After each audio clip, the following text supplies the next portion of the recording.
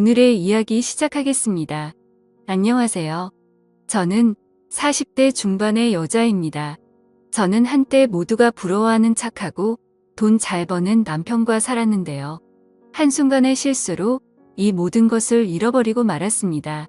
저희 때에는 옛날과 달라서 주변 여자인 친구들이 모두 직장을 갖고 일하고 싶어 했거든요. 하지만 저는 밖에서 일하는 데에는 별로 관심이 없었어요. 제 꿈은 형모양 처이자 살림자라는 가정주부였죠. 친구들은 다 비웃었어요. 꿈을 크게 가져라. 옛날 사람처럼 주부가 되고 싶다면 어떡하니? 그래도 저는 남편을 내조하고 뒷바라지하고 싶은데 어쩌나요? 가정도우미나 아이를 키우는 직업도 전문적으로 있잖아요. 저는 돈을 안 받을 뿐이지 사랑하는 남편과 아이를 위해 일하고 싶을 뿐이었습니다. 제가 일찍부터 가정을 이루고 싶은 사람이어서 그런지 어릴 때부터 이상형이 남들과는 달랐습니다.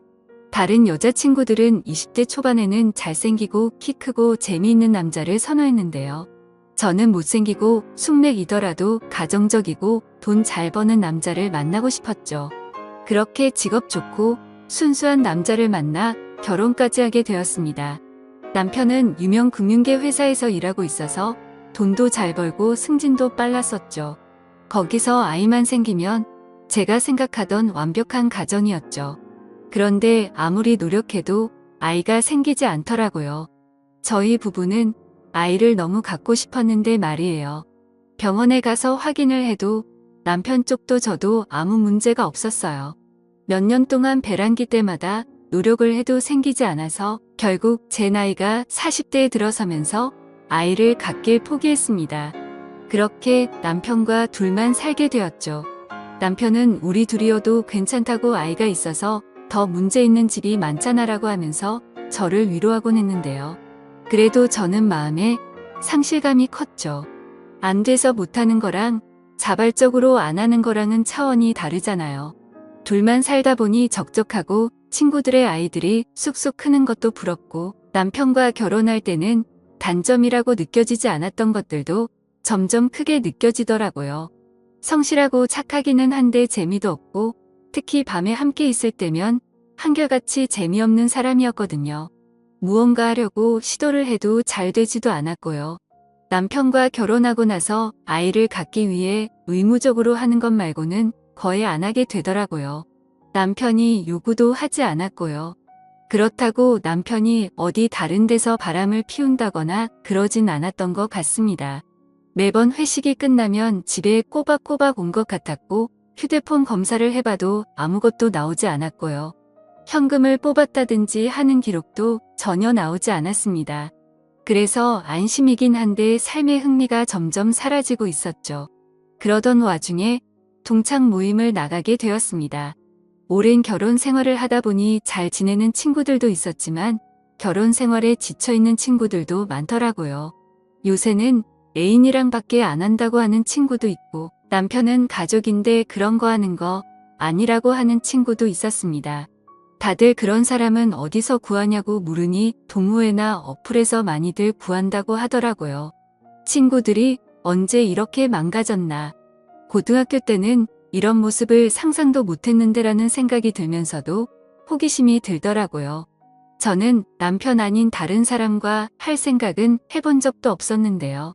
요새 들어서 시간은 많고 같이 시간 보낼 사람은 없어서 그런지 머릿속에 자꾸만 잡념이 생기더라고요. 자연엔 다른 남자와 만나면 어떨까 하고요. 그렇게 저는 친구들이 말하던 어플을 몰래 검색해서 깔았습니다. 나이도 어리고 괜찮게 생기고 무엇보다 저를 원하는 남자들이 그렇게 많은 줄 몰랐습니다. 그 중에서 대화도 어느 정도 통하고 괜찮게 생긴 연하남을 만나게 되었죠. 그 남자는 나이가 28살이었는데요. 아직 취업을 하지 못해 물류센터에서 일을 하고 있다고 하더라고요. 원래는 처음부터 할 생각은 아니었습니다. 첫 만남에서는 카페에서 이야기를 하고 저녁을 먹고 집에 가려고 했었죠. 연락도 몇 주간 해보고요. 하지만 저녁을 먹고 나서 남자가 저를 찾더라고요. 자기 집에서 술 한잔 더 하자면서 눈구렁이처럼 제 팔을 꽉 잡는데 그 소나기 힘에 저절로 설레더라고요. 저도 모르게 그 남자의 손길에 얼굴이 빨개지더라고요. 남자의 집은 원룸촌으로 유명한 동네의 빌라 2층이었습니다. 그런 동네를 간 것은 대학생 때 이후 오랜만이었죠. 남자의 이름은 영준이었는데요. 영준이의 집은 혼자 사는 철없는 남자처럼 정돈이 안 되어 있었습니다. 옷가지도 꺼내져 있고 빨래통은 넘치고 설거지거리도 쌓여 있었고요. 저는 영준이의 침대에 걸터 앉아 있었어요. 영준이는 방을 왔다 갔다 하면서 한쪽에 짐을 몰아넣더니 전자레인지 음식을 돌리고 소주잔과 소주를 꺼내오더라고요. 영준이와 저는 원룸 탁자에 의자를 놓고 마주 앉았습니다. 그렇게 한 잔 두 잔 마시더니 어느덧 몇 번을 마셨는지 기억이 나지 않을 정도로 많이 마시게 되었습니다. 다행히 남편이 출장 간 사이에 이런 예상치 못한 일이 일어나서 다행이었죠. 저는 술에 취해 정신을 못 차리고 의자에 앉아 있었는데요. 영준이는 너무 힘들어 보이는데 그러지 말고 편히 누워서 쉬라고 하더라고요. 술을 몇 잔 마시더니 친해졌다고 생각했는지 이제는 누나라고 부르지도 않더라고요. 제가 거부할 새도 없이 어느새 저는 영준이와 실수를 저지르고 말았습니다. 남편에게는 미안했지만 하지만 정말 좋았습니다. 온몸이 살아나는 듯한 기분에 녹아내릴 것 같았죠. 마치 연애를 처음 할 때 그 기분이랄까요? 솔직히 그날 이후로는 남편과 함께 있는 시간이 지루하고 식상해지더라고요. 그래서 저도 모르게 남편한테 볼멘 소리가 자꾸만 나오더라고요. 원래는 그런 적이 한 번도 없었는데 말이에요. 그렇게 저는 남편과의 사이는 멀어지고 연하남에 중독이 되어가고 있었습니다.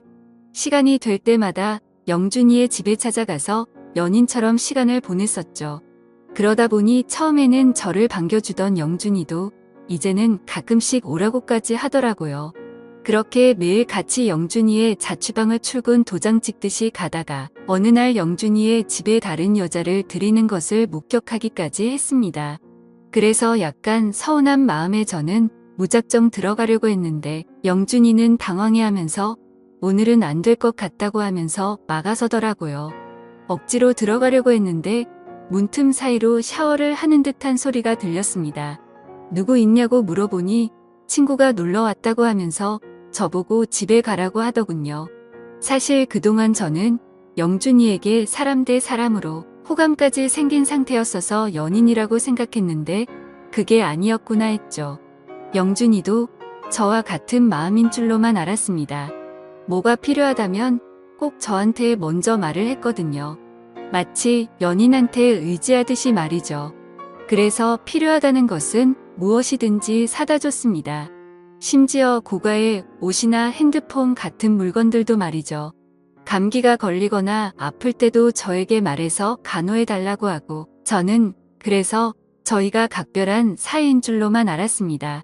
영준이도 저를 단순한 만남이 아닌 애인으로 생각하는 걸로 알았죠. 그런데 제가 없는 날에 다른 여자를 집에 부른다는 걸 알고 나니 배신감이 들더라고요. 그렇게 저를 쫓아내고 문을 확 닫아버렸습니다. 제가 몇 분 동안 문을 두들겨도 반응도 하질 않더군요. 옆에 사는 주민이 아줌마 거기 아무도 없는 것 같은데 시끄러우니까 문 그만 두들기라는 소리를 들을 때까지 두드리다가 그곳에 주저앉아 있을 수밖에 없었습니다. 그렇게 저는 넋이 나가서 집에 들어왔죠. 남편은 이미 안중에도 없었네요. 예상했던 시간보다 훨씬 늦게 들어가고 있었는데요.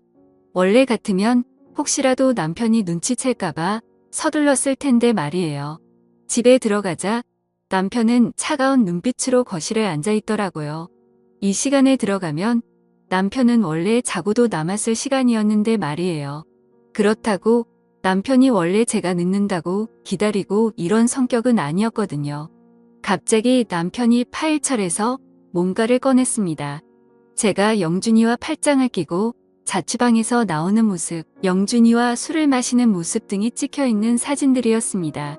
우연히 반차 내고 집에 왔다가 제가 집에 없다는 걸 알게 됐다고 하더군요. 그 외에 사소한 거짓말들도 유심히 살펴보니 이상하다는 걸 다 알게 됐고 흥신소에 돈을 주니 이런 증거는 금방 구하더라고 했습니다. 이혼하자고 하는 남편 앞에 저는 무릎을 꿇을 수밖에 없었습니다. 저는 남편과 이혼할 생각이 전혀 없었고 안 들키게 만나려고 했을 뿐이었어요.